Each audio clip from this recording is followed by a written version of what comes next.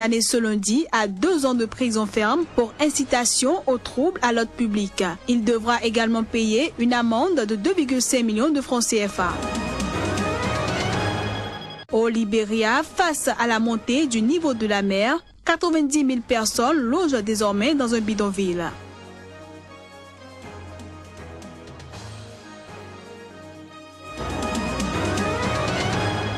Et puis aux États-Unis, au moins 2 personnes ont été tuées et 14 blessées lors d'une fusillade dans une boîte de nuit de Fort Myers. L'incident s'est produit durant la nuit de dimanche à lundi. Voilà pour le sommaire. Bonsoir à tous. Au Congo, pour avoir organisé et participé à une manifestation non autorisée en octobre 2015, l'opposant Paulin Makaya, chef d'une petite formation politique, a été condamné ce lundi à 2 ans de prison ferme pour incitation au trouble à l'ordre public.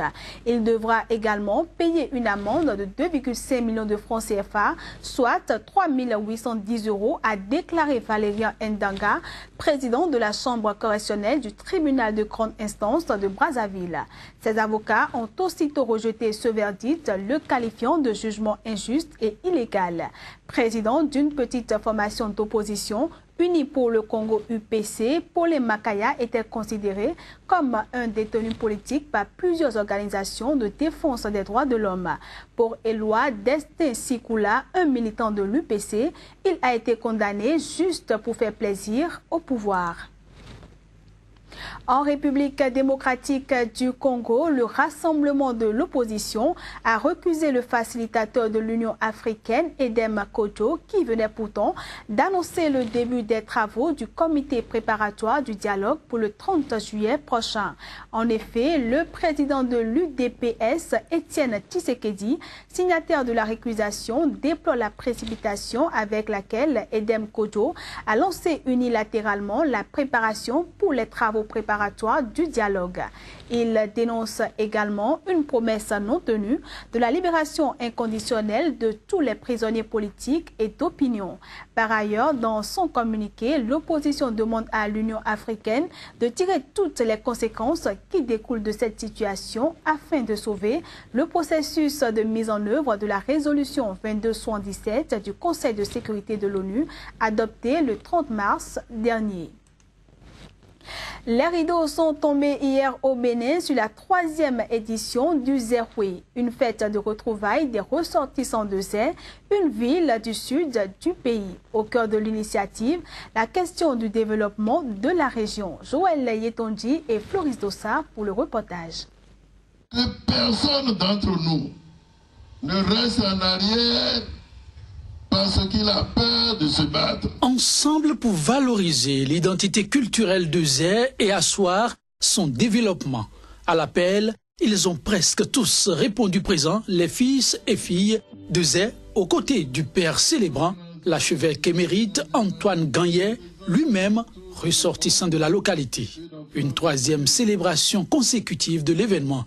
Pour plus d'un, c'était un bon pari de tenir gagné. J'ai trouvé les têtes les plus dures à cette 3e édition. J'en suis très fier.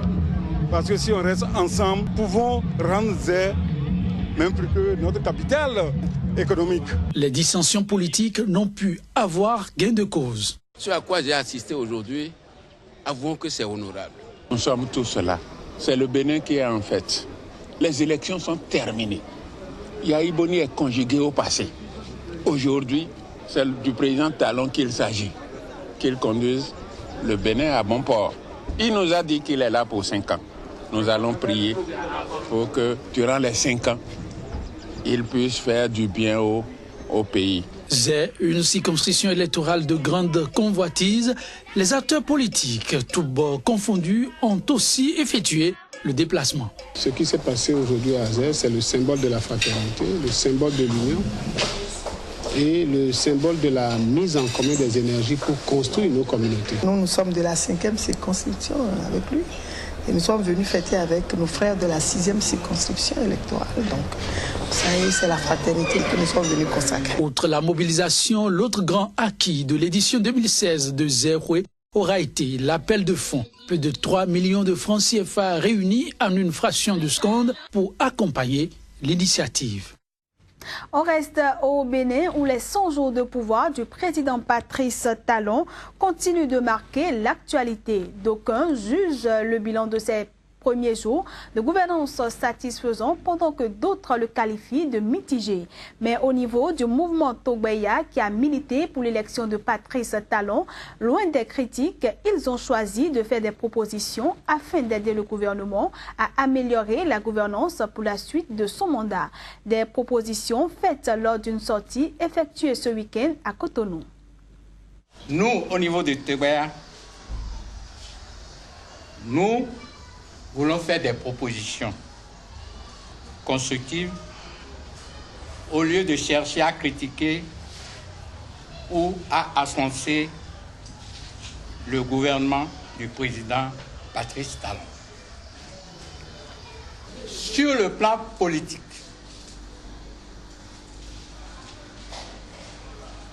nous demandons qu'il soit instauré un mandat unique de 5 ans. Nous souhaitons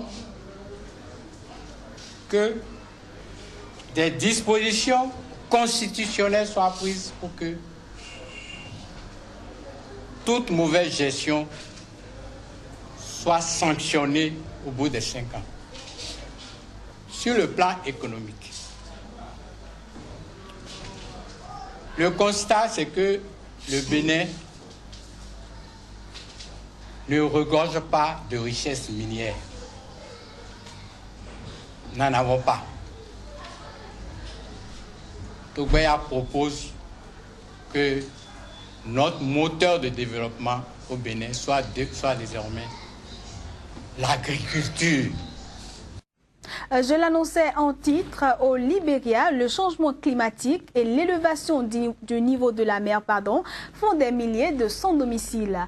Dans la commune de West Point à Monrovia, 90 000 personnes logent désormais dans un bidonville et dans des conditions très précaires. Plus de précisions à travers ce reportage.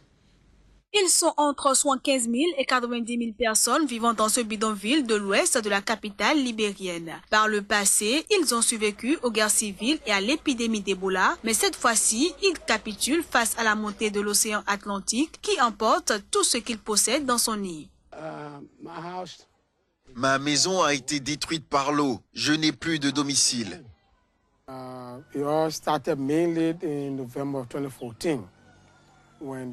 Tout a commencé en novembre 2014 à peu près, quand la mer a commencé à emporter les maisons des habitants et ça a duré plus d'1 an. À partir d'avril 2016, après 1 an et quelques mois, il y a eu plus de 450 maisons qui ont été emportées et près de 5000 personnes se sont retrouvées sans domicile. Et c'était une conséquence de l'érosion de la mer.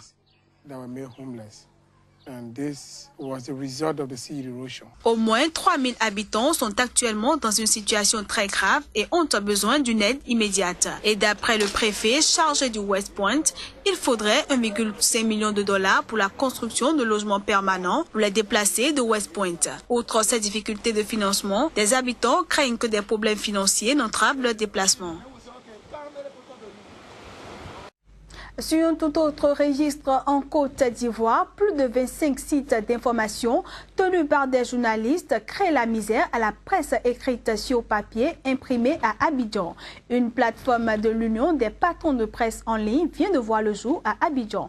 Chris Paten à Sémian. Certains qu'elle contribue aux dividendes de l'économie numérique en Afrique est de plus en plus utilisée par les journalistes africains. La presse en ligne connaît un essor considérable en Côte d'Ivoire. De plus en plus d'Ivoiriens, d'Africains sont connectés et sont à la recherche d'informations fiables. Aujourd'hui, avec les réseaux sociaux, on a un peu de tout sur Internet. Donc la presse en ligne doit se positionner comme un vecteur de diffusion d'informations crédibles. Et selon les professionnels de la communication, la presse écrite serait condamnée à Abidjan à plus ou moins brève échéance par l'irruption brutale et irréversible du numérique dans l'univers figé du papier journal. Nous revenons du congrès de la Fédération internationale des journalistes qui s'est tenu à Angers, en France, où l'une des principales recommandations est que sur tous les continents, dans tous les pays, il faut que les journalistes mettent l'accent sur le numérique, mettent l'accent sur la presse en ligne. Lorsqu'un journaliste de la presse numérique va à un reportage, lui, il rend son reportage sur place.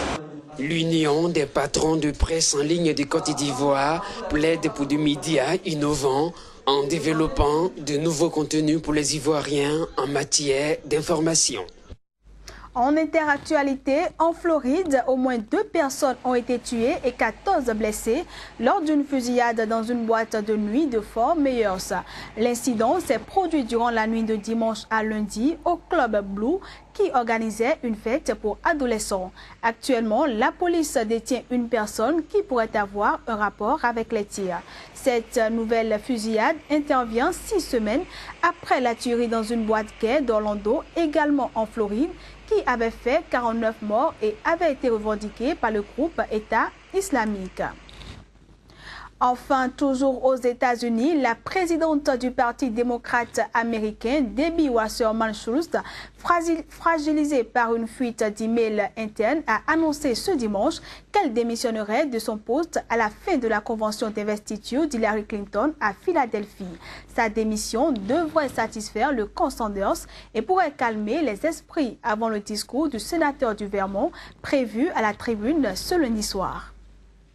À la veille de la convention démocrate qui doit officiellement introniser Hillary Clinton comme candidate à la Maison-Blanche, la présidente du Parti démocrate américain, Debbie Wasserman-Schultz, fragilisée par une fuite d'emails internes, a annoncé qu'elle démissionnerait de son poste à la fin de la convention d'investiture. Cette élue de Floride était contestée depuis des mois par Bernie Sanders et ses partisans qui l'accusaient de partialité et réclamaient sa tête au nom du rassemblement.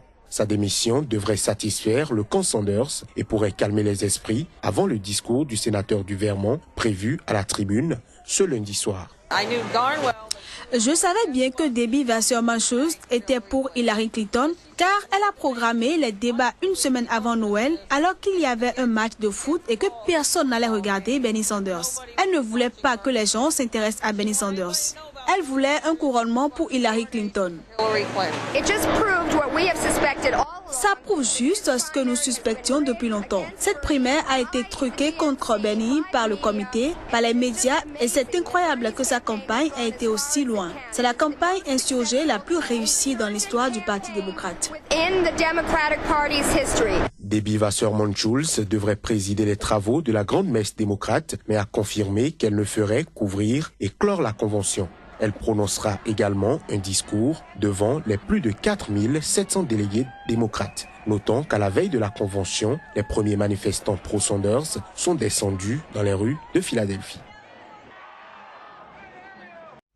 Voilà qui met un terme à cette édition. Merci à tous pour l'attention.